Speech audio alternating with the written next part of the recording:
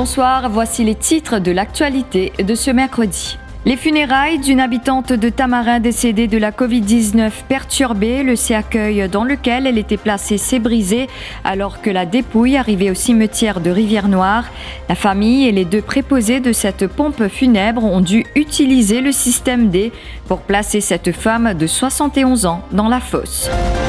Et avec la mortalité due au coronavirus qui ne faiblit pas, les horaires de fermeture des cimetières publics étendus jusqu'à minuit pour les enterrements.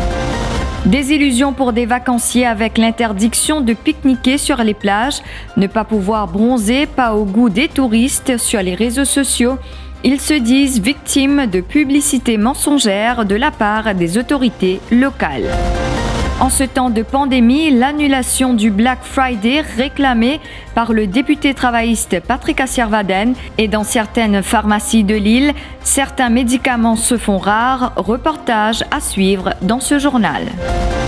À la une également, dernier adieu à France Jonas, ancienne gloire du football mauricien cet après-midi. Ses anciens coéquipiers et même les adversaires d'hier ont tenu à lui rendre un dernier hommage. La douleur était vive ce week-end pour Giovanni et ses proches des habitants de Tamarin. Il venait de perdre sa mère, âgée de 71 ans, décédée de la Covid-19. La famille avait déjà un plan funéraire auprès d'une pompe funèbre depuis 2014 et c'est la société qui s'était occupée des procédures pour les funérailles. Au moment de conduire la défunte à sa dernière demeure, à quelques mètres de la fosse, les extrémités du cercueil se sont brisées en deux, ce qui a provoqué un choc chez ceux présents, d'autant plus que c'est un cas Covid. La famille est remontée car elle estime n'avoir pas eu le service approprié. Le fils Giovanni témoigne ce soir. Juste comment nous gagnons un cimetière, après que trou qui mon moment pour enterrer, c'est là qui c'est qu'il y a une casse en deux parce qu'il y a des idées du monde qui peut sortir ça c'est qu'il là parce qu'il n'y a aucun encore parce qu'il n'y a rien. Imaginez-nous depuis 2014 nous contribuons normalement nous avons un plan complet B normalement nous pas gagner qui si besoin gagner. Enfin pas grave parce que nous pas servi l'appareil glaçon parce que lui qui est mort avec Covid et normalement tu dis pour le monde qui fleur la croix tout ça là. Pas gagner. Nous avons gagné ce qui est convenable parce que imaginez nous avons contribué depuis 2014. Mais vu qu'il n'arrive pas, normalement la loi dit besoin d'un sanitaire pour capable monter un monde qui mort avec Covid. Les problèmes qui sanitaires qui viennent, ils font souvent travail après ils n'ont allé. Mais vu que si nous pourrions faire venir pour une chance à ce qui est là, nous c'était où à soi et puis sanitaire pas pour sanitaire alors nous faire ce qui besoin faire enfin nous gagne un peu vite nous faire affistoler un peu et puis l'hygiène du monde qui est dans l'ambo dans l'enterrement là nous faire ce qui besoin faire nous tout trapper nous donne coup de main pour nous capable enterrer au moment. Nous n'avons pas été en mesure d'avoir la version de cette pompe funèbre, mais selon des employés, il nous revient que le liquide utilisé pour désinfecter le cercueil à l'intérieur et à l'extérieur pourrait avoir eu un effet sur le panneau contreplaqué. Avec la mortalité due à la Covid-19 qui ne faiblit pas, les cimetières publics désormais ouverts jusqu'à minuit pour les enterrements au lieu de 22 heures. Cette mesure s'applique uniquement pour les décès dus à la Covid-19. Une vingtaine de cimetières à travers le pays sont concernés, parmi Bois-Marchand, Paille, Bigara et Plaine-Magnan entre autres. Décision entérinée hier par le ministère à l'issue d'une réunion de coordination entre les autorités concernées et les représentants des services funéraires.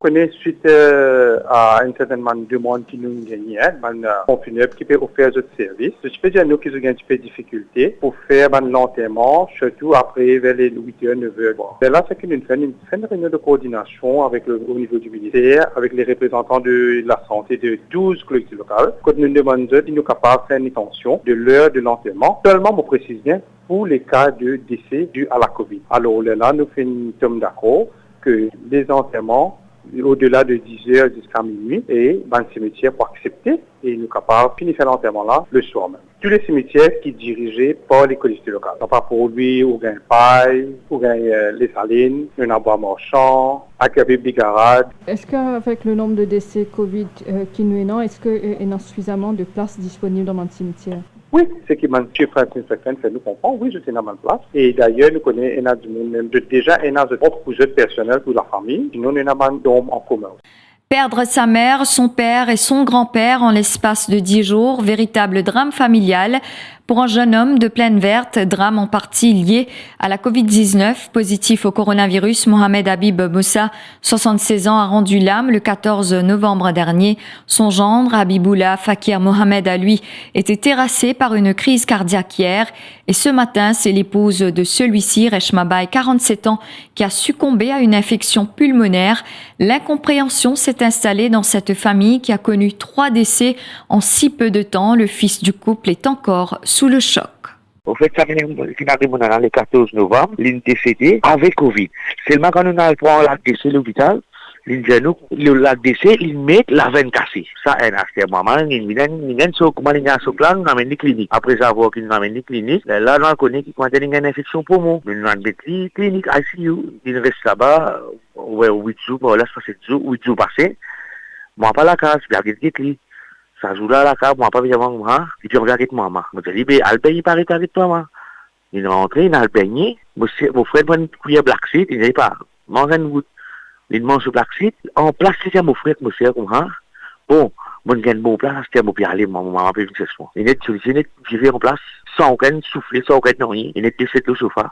Sauf dire, comme on a des pédéomies, on a des enfants, nous avons fait l'enterrement, sans que mon maman connaisse. Après avoir fini de faire moi pas sur l'enterrement sur le service. Maintenant, nous asseoir, nous avons au téléphone encore qui m'ont dit c'est des enfants là. Et il avait il sur la cabine, et moi pas, tous les deux mots même jour. Il va passer là. Et moi, mon grand frère, moi, vous êtes fini. Si vous étiez là, vous êtes plus derrière moi. Le manque de médicaments se fait cruellement sentir ces jours-ci. Hormis les traitements contre la Covid-19 ou la grippe, d'autres produits prescrits pour des problèmes d'hypertension et de diabète ne sont plus sur les rayons. Les importateurs indiquent qu'il faudra attendre au moins 3 semaines pour de nouveaux stocks. En cause, des achats compulsifs cumulés ces dernières semaines en raison du nombre de cas positifs, mais aussi de décès dans le pays. Reportage, constat avec Christina Nélan. Cette pharmacie ne désemplit pas, cela fait plusieurs jours que cette officine est assaillie, mais heureusement, elle avait déjà prévu un stock de médicaments supplémentaires face aux achats compulsifs. Beaucoup de monde perd dans le stock. Alors ça peut faire une shortage. Et un petit pourcentage de médicaments qui peut manquer. C'est-à-dire tout bonne vitamine C et zinc, comprimé zinc en grande demande. Tout ce qui peut finir stock, pas capable de fournir. Dans d'autres pharmacies, ce n'est pas le cas. Les allées et venues se succèdent. Les clients ressortent dépités et sans médicaments. Les médicaments que je ne peux pas trouver partout dans toute pharmacie. Je suis depuis je peux venir, je peux rôder même là. Combien de pharmacies vous avez fait? En tout, 3, 4, 5, 6, ça, 7e. Plusieurs pharmacies m'ont traversé là. Dans l'hôpital, je paye les médicaments. C'est un peu ces pharmacies là. Il n'y a pas que les médicaments anti-Covid qui manquent, d'autres types de médicaments aussi se font rares sur les étagères, notamment à Sainte-Croix, c'est l'incertitude. La vitamine C, quand du monde gagne la fait bizarre, Doliprane pas gagner, fait avec pas gagner, bichampé na, comprend tout na nous na tigit capable de dire, tout ça la guette dans l'étage, que combien médecine manquée là, tout ça place où peut trouver la manquée, déjà peine la médecine, pas gagner. Pour ceux qui enchaînent les pharmacies, une limite sur le nombre de produits à acheter est réclamée. Ce que moi je pense, c'est que les pharmacies, vous êtes pas minimum. Exactement.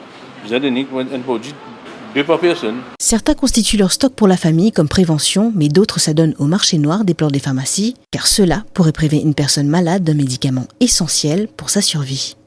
La boost dose de Johnson & Johnson disponible dans les cliniques à partir de la semaine prochaine. Ces établissements de santé privés réceptionneront une cargaison de 1000 doses. En revanche, toute personne qui souhaite recevoir le Boost Shot devra s'acquitter d'un service fee de 300 roupies. La prise de rendez-vous peut se faire par téléphone ou en ligne. Environ 6 cliniques proposent ce service, dont Welkin Hospital, la clinique de Bon Pasteur, Sicare Clinique de Grand-Bay et de Tamarin et la clinique Shifa, entre autres. Je vous retrouve après la pub.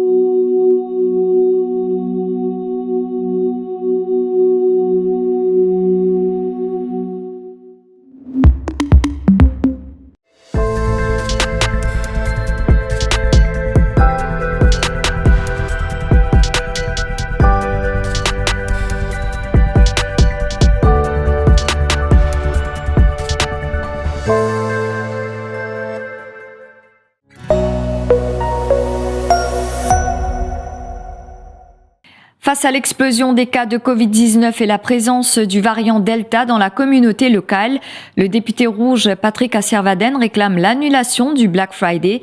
Ce rendez-vous de shopping est incontournable. En cette fin d'année, les magasins de plusieurs centres commerciaux afficheront des soldes. Le président du Parti travailliste met en garde contre le danger sanitaire que cela pourrait engendrer. Il sollicite l'intervention du ministre de la Santé, Kailesh Jagatpal.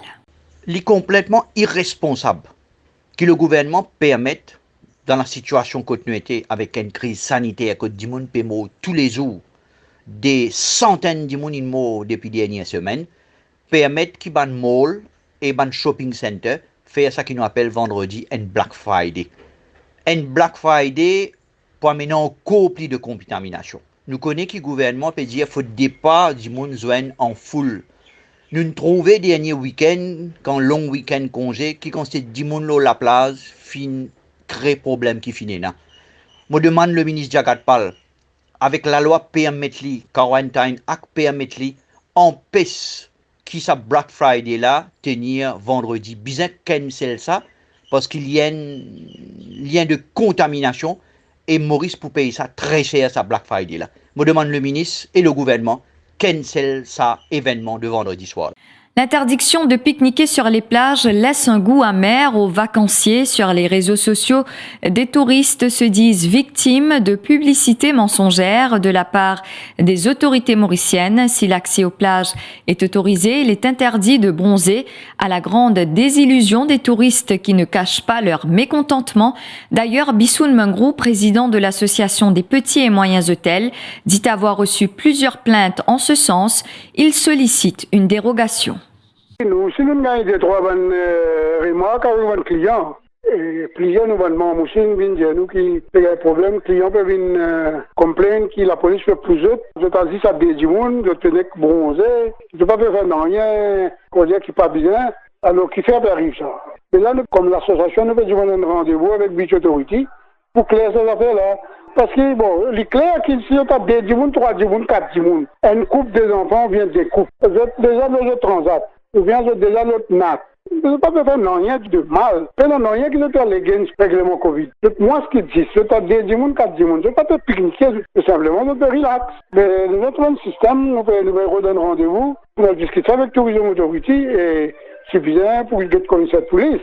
C'est bien, après, bien qu'il y ait des touristes. Parce que c'est pour comme ça, les touristes faut dégoûter. S'ils commencent par être dans Facebook, s'ils commencent par être dans Facebook, les médias, dehors, ben là, déjà nous on a un problème avec Covid, mais nous parlons qu'on a amplifié. Également dans l'actualité, la liste des victimes des accidents de la route s'allonge à 88. La dernière en date, Sami Diouman, 41 ans, cet habitant de Chemin-Grenier, a été percuté par un camion hier alors qu'il était à moto. La collision s'est produite à Saint-Aubin. Grièvement blessé, ce marchand de dalles pourries a été transporté à l'hôpital de Rosebel, mais il a rendu l'âme dans la soirée. Il laisse derrière lui 2 enfants et une épouse meurtrie. Mon monsieur, il y a un son dalle pourri, rôti. Du monde connaît l'arrivée des gens jusqu'à là. Il peut travailler, ça là. Ce qui m'en apprend, il peut soleil, il peut venir, il y a un camion qui est sorti. Une petite soleil, il peut aller à l'hôtel, à cause d'un autre camion qui pèse frein devant. Et mon monsieur peut monter, le camionneur qui n'a pas sorti, il peut une tape à dit. Comme on a là-bas, mon monsieur, là, on place. Il peut dire, il peut gagner du lait de ce bassin, sur la jambe droite. Ben, 100 000 pour aller à l'hôpital, c'est qui dernier mot, j'ai mis. J'ai maintenant fait un vaccin, un piqué à moi, parce que j'ai beaucoup de douleur dans la jambe droite et mon rein. J'étais dans la salle là-bas, j'ai des tensions baissées, j'ai endormi. Et puis ça m'a une nouvelle tension, j'ai fini de série. Ah, ben là, il y a une lumière. Il y a une couche de la lumière. Sur lequel tu vas arrêter la lumière. Ça veut dire que vous c'est... Un coup de je finirai à lumière. Oui. Sur tension, je peux chuter parce que je peux faire hémorragie, ou je peux saigner parce que ce bassin est écrasé. Ça se fait. Là même, mon bagage, j'ai rouler, il peut rouler. Un gros camion d'AF. Tout cas, du monde peut rester. Quand il était là, c'est un objet qu'on est. Quand nous peut doubler, quand nous peut comment nous faisait faire. Quand cette vitesse nous faisait rouler. Et puis 16 ans, nous mariés. Nous restons dans la case pour nous. On a 2 enfants, un 16 ans, un 5 ans. Ils sont venus certifier d'un programme. Ils certifient comment tu passes, tu comprends, tu venir. À peine tu vous poses de sac de l'acteur pour venir du montage, c'est un passé. C'est un sous enfant, je peux vous dire. L'ambition pour rouler le compteur, roule le moteur, il a le moteur, il reste des semaines pour les gars sur le moteur pour les rouler. Sauf là qui pense sur la vie. Sauf là où c'est le cochon, il faut vivre, il veut mon fils, mon bas enfant, mon fils, il dit mon monsieur. Je me laisse moi pour des enfants.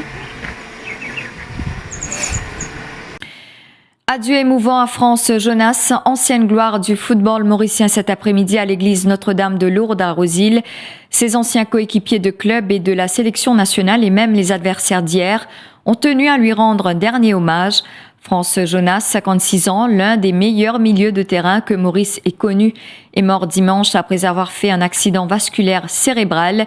Affectueusement appelé T-France pour les intimes, il a fait ses débuts avec les Tamil Cadets Junior avant de rejoindre Cassis United.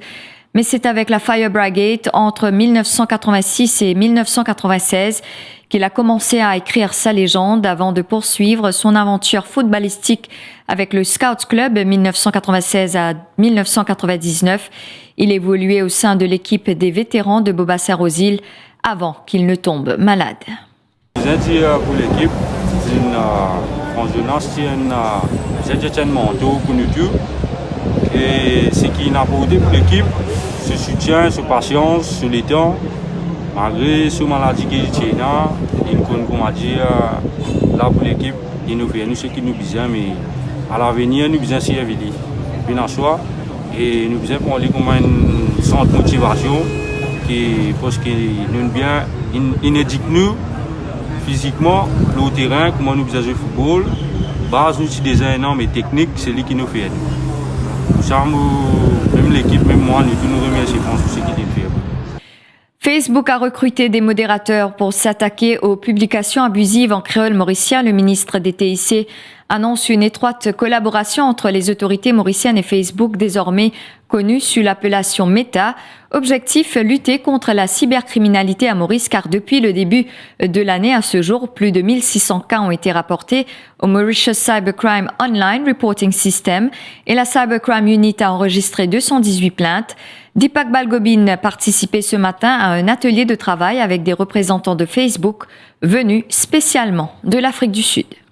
Et c'est pour ça qu'il nous fait écrire Facebook, nous fait dire nous besoin plus collaborer, nous besoin travailler ensemble pour qu'il y ait un partenariat entre le gouvernement, l'autorité et Facebook qui met à aujourd'hui quand il y a cette qualité complète là, surtout une complainte, par exemple, qui peut prôner la haine raciale, qui peut sortir du monde, je besoin d'agir plus vite.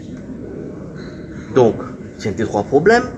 Le problème principal, c'est parfois, je ne pas comprendre le créole mauricien, qui vient de faire. Je fais dire Facebook, besoin recrute les mauriciens, et je fais vraiment comprendre qu'ils se finissent déjà recrute les mauriciens, qui sont les mauriciens de diaspora, qui sont les mauriciens même, pour que ça processus là plus vite. Alors, c'est l'idée que je fais de Maurice pour une session de travail. Aujourd'hui, nous pouvons causer un peu de misinformation, fake news. Un mot de culture et de gaming pour terminer. La série en 3D Arcane de Riot Games bat des records sur Netflix. Depuis le 8 novembre dernier, cette nouvelle création a dépassé Squid Game et se classe désormais au sommet du top 10 mondial selon FlixPatrol. La série est basée sur l'univers du jeu de stratégie en ligne mythique League of Legends, qui est fortement apprécié par de nombreux gamers mauriciens. Et grâce à Arcane, Riot Games a réussi à donner vie aux célèbres champions du jeu en ligne, notamment les sœurs Vi et Jinx, mais aussi Caitlyn, Jace et Victor, ce qui n'a fait qu'amplifier l'engouement des audiences pour cette nouvelle aventure. C'est la fin de ce journal, merci de l'avoir suivi, très bonne soirée à vous.